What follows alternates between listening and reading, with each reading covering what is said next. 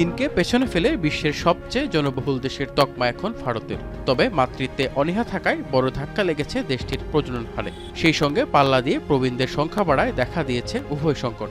সম্প্রতি এমন এক ভয় ধরানো প্রতিবেদনে কাঁপন ধরেছে গোটা ভারতে। 1970 সালে ইন্ডিয়ার নারীরা গড়ে 5টি সন্তানের জন্ম দিলেও 50 বছরে তা নেমে এসেছে 1.9%। ভারতে জনসংখ্যার ক্রমবর্ধমান অনুপাতে বৃদ্ধদের সংখ্যাই বেশি। উল্লেখযোগ্য হারে কমেছে ভারতীয় নারীদের প্রজননের পরিমাণ। এর নেপথ্যের কারণ তরুণ দম্পতিদের মধ্যে সন্তান নিতে অনীহা।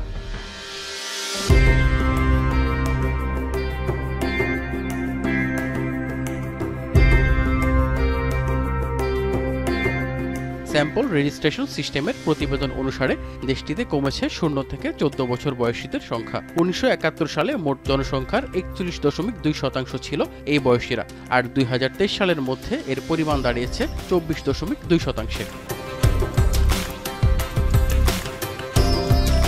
80 লাখ নাগরিকের উপর গবেষণা চালানো হয়। সারা বিশ্বের সঙ্গে তাল মিলিয়ে দম্পতিরা 2 সন্তান নীতি থেকে বেরিয়ে এখন অন্য পথে হাঁটছেন। পাশাপাশি তরুণ প্রজন্মের মধ্যে বেড়েছে বিয়ে না করার প্রবণতা, যার প্রভাব পড়ছে গড় জন্মহারে।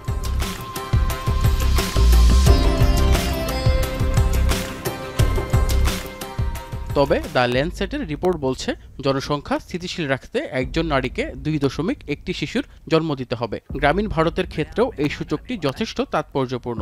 সেখানেও প্রয়োজনের তুলনায় নারীরা কম সন্তানের জন্ম দিচ্ছেন। জনসংখ্যার আচমকা পরিবর্তন দেশটির সমাজ ও অর্থনীতিতে বহুমাত্রিক প্রভাব ফেলতে শুরু করেছে। অন্যদিকে অর্থনৈতিক প্রতিবন্ধকতার কারণে সন্তানের দায়িত্ব নিতে ভয় পাচ্ছেন অনেক দম্পতি।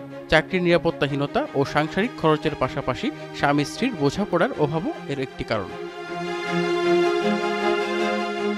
30-এর শেষ বা 40 বছরের পরেও অনেক ভারতীয় নারী বিয়ে করছেন।